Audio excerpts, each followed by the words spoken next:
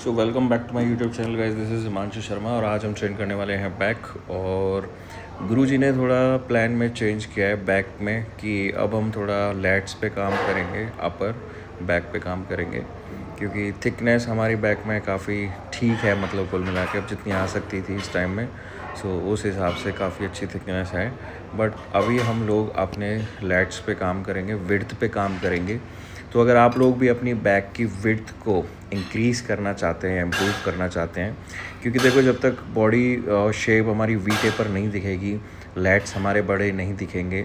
काफ़ी बार ऐसा होता है कि जैसे मेरी फिज़िक के अकॉर्डिंग मेरा क्या है कि मेरे जो वेस्ट है वो थोड़ी बड़ी है, तो मुझे वो नैरो दिखाने के लिए या वो एक्स फ्रेम जो बॉडी बिल्डिंग में चाहिए होता है एक बॉडी बिल्डर को, उसके लिए मुझे मेरी थाइस, मेरे आउटर क्वाड्स थोड़े बड़े चाहिए एंड मेरे लैट्स बड़े चाहिए, तभी मेरा जो है वो एक्स फ्रेम दिखेगा।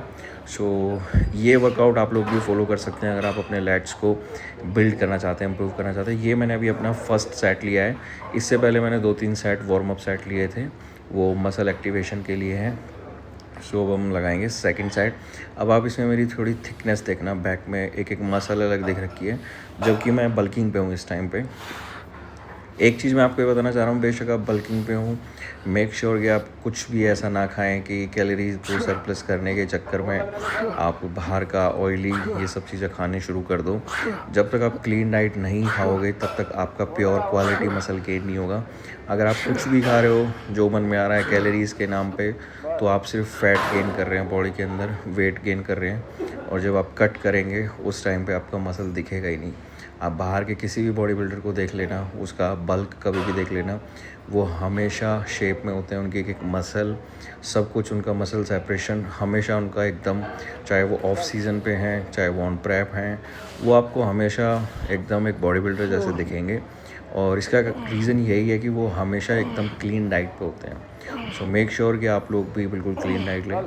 सो अभी अगर हम थोड़ी वर्कआउट की बात करें तो यहाँ आप देख सकते हो कि हम फेलियर रैप्स तक जा रहे हैं। एक रैप का भी हम मार्जिन नहीं छोड़ते हैं बिल्कुल भी। जितना मसल को हम फटीग तक ले जा सकते हैं वो उतना ज़रूरी है। एंड द रीज़न इज़ कि जितना ज़्यादा आप फेलियर रैप्स लगाओगे, लास्ट के वही रैप्स आपको मसल बिल्डिंग में हेल्प करते हैं। सो थिकनेस तो काफ़ी अच्छी आ चुकी है बैक में। और ये हमारा लास्ट सेट है लैट पुल डाउन का। और ये 3 सेट लगने के बाद फेलियर रैप्स, मेरे लैट्स, मेरे आर्म्स, 4 आर्म्स इतने ज़्यादा पंप हो चुके थे कि बस पूछो मत। बहुत ज़्यादा लोड आ चुका था बॉडी को ऑलरेडी। वैसे आप लोग भी ट्राई कर सकते हैं वर्कआउट, कोई दिक्कत नहीं है। सो फ़िलहाल मैं वैसे बता देता हूँ कि हमने इसके 4 सेट लगाए हैं लैट पुल डाउन फ्रंट के। और आप मेरा इसमें पोस्चर देख लो, फेलियर रैप्स तक जाना है आपको। चारों सेट में मैंने सेम वेट रखा है और बिल्कुल मसल फेलियर तक हमने ये ट्रेन किया है। तो आप भी अगर ट्रेनिंग कर रहे हो या फॉलो कर रहे हो तो आपको इसी प्रोसीजर से आपको करना है। फिर सेकंड एक्सरसाइज हम पहुंच जाते हैं one of the best exercise which is bent over row. इसमें भी हमने थोड़ा चेंज किया है पोस्चर। पहले हम बार को लोअर टमी पे टच करते थे, एब्डोमिनल पे।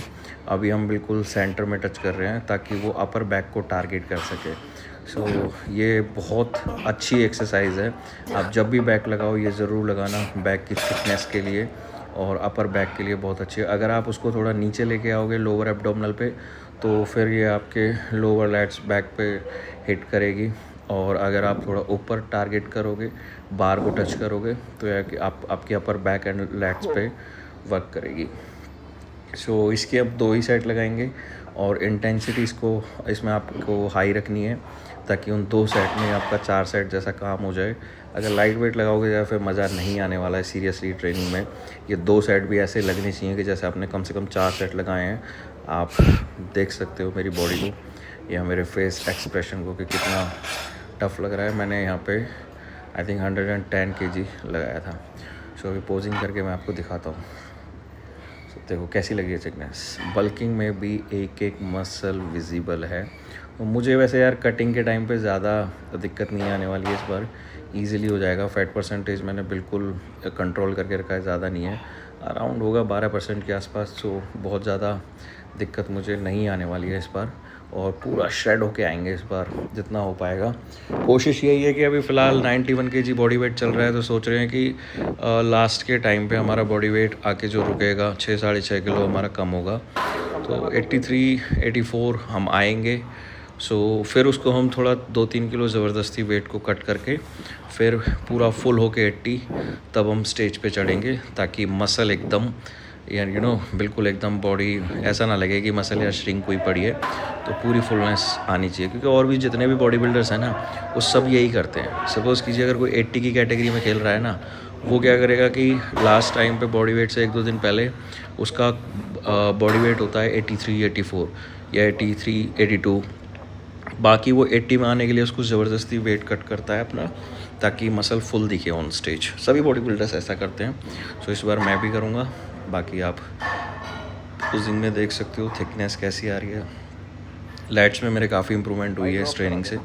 आप लोग भी मुझे कमेंट्स करके ज़रूर बताना कि आपको कितनी इम्प्रूवमेंट देखने को मिली अगर आप ये ट्राई करते हैं तो। हालांकि टाइम लगेगा आपको, कभी आप ये सोच रहे हो कि 1-2 वीक में हो जाएगा, नहीं, बिल्कुल नहीं होगा।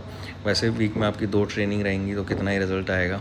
बाकी और डिपेंड करता है आपकी ट्रेनिंग कैसी कर रहे हो, कितना इंटेंस कर रहे हो, और पोस्चर आपका कैसा है, डाइट आप कैसी ले रहे हो, रिकवरी रेट आपका कैसा है। रिकवरी का होना भी बहुत ज़रूरी है। अगर आपकी रिकवरी अच्छी होगी तभी आप नेक्स्ट ट्रेनिंग को बेटर बना पाएंगे। मेक श्योर कि यार आप लोग इन सब चीज़ों का, छोटी छोटी चीज़ों का ज़रूर ध्यान रखें। और ट्रेनिंग के टाइम पे यार मुझे ये सब बोलना पॉसिबल नहीं होता, क्योंकि मैं फोकस्ड रहता हूँ बहुत ज़्यादा ट्रेनिंग में, मैं ये सब नहीं कर पाता। इसीलिए मैं यहाँ पे वॉइस ओवर में बोल रहा हूँ आप लोगों के लिए, ये सब चीज़ें बता रहा हूँ। और 4 चीज़ें एक्स्ट्रा भी दिमाग में आ जाती हैं खाली ऐसे बैठे वॉइस ओवर करने पे, कि ये भी आपको बता दूँ, वो भी आपको बता दूँ। और हाँ, आप जब भी एक साइड लगाओ साथ के साथ में पोजिंग ज़रूर करो, ये आपका मसल माइंड कनेक्शन बनाने में आपकी बहुत बहुत हेल्प करेगा। गाइस, थर्ड एक्सरसाइज हमारी है बेंट लेटरल रेज। ये रियर डेल्ट्स के लिए मैं इसको बैक वाले दिन ही ट्रेन करता हूँ।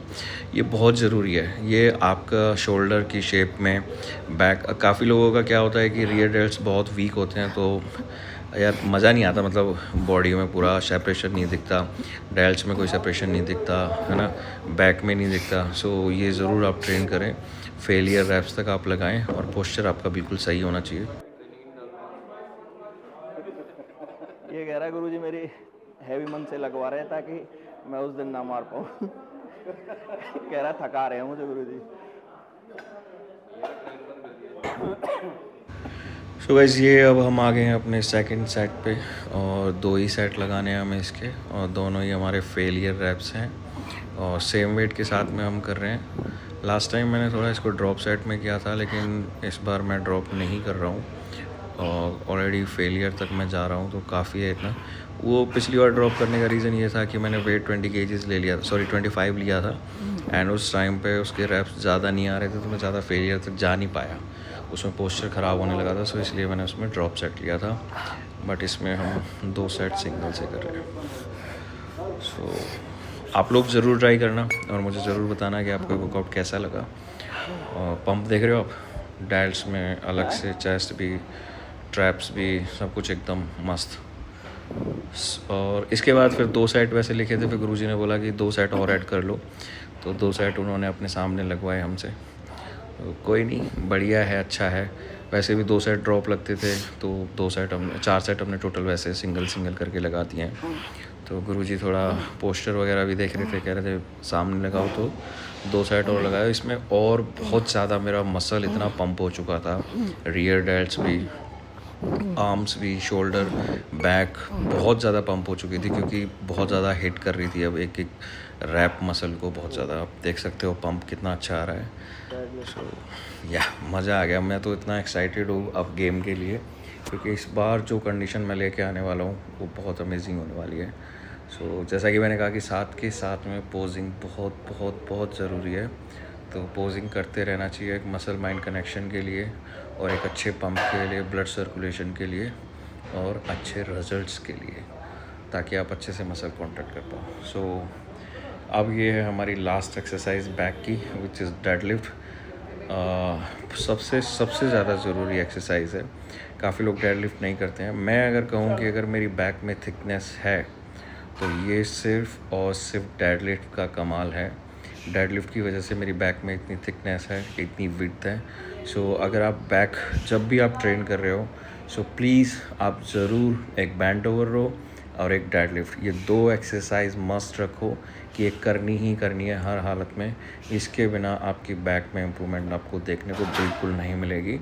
और ज़्यादा नहीं, आप 2 सेट या 4 सेट लगा सकते हो। शुरू में 2 सेट लगा लो। अगर आप बहुत ज़्यादा आपको लग रहा है कि ज़्यादा हो गई है तो आप 2 सेट लगा लो। और रैप्स भी बहुत ज़्यादा नहीं लगाने, 8 से 10 रैप काफ़ी हैं। 8 रैप भी आप इसके लगाओगे तो उसमें आपका मसल बहुत ज़्यादा फटीग हो जाएगा, ठीक है। और उसमें भी बहुत अमेजिंग रिजल्ट्स आपको देखने को मिल जाएंगे। लेकिन डेडलिफ्ट बहुत ज़्यादा ज़रूरी है। सो काफ़ी लोग हाफ रैप्स लगाते हैं, वो नहीं लगाना है। पूरा पीछे आके बैक को आपको कॉन्ट्रैक्ट करना है, जैसे मैं शोल्डर को हल्का सा पीछे लेके आ रहा हूँ, ठीक है। ये ज़रूरी है करना। सो यही था हमारा आज का बैक का वर्कआउट। अब मैं थोड़ा सा आपको कंडीशन दिखा देता हूँ कि कैसा पंप आया है, और आप लोग कमेंट्स में बताना कि आपको मेरी बैक कैसी लगी और आपको मेरी कौन सा मसल पार्ट अभी वीक लगता है कि जिस पे मुझे थोड़ा और काम करना चाहिए। सो अभी हम करेंगे बैक डबल बाइसेप्स। इसमें देखो थोड़ा लैट्स पे मैंने काफ़ी काम किया है, थिकनेस तो ऑलरेडी है, बल्कि और मुझे थोड़ा वेट पे काम करने की ज़रूरत है। उतनी ज़्यादा नहीं है जितनी होनी चाहिए, थोड़ा और विड्थ चाहिए। So thank you so much guys for watching this video.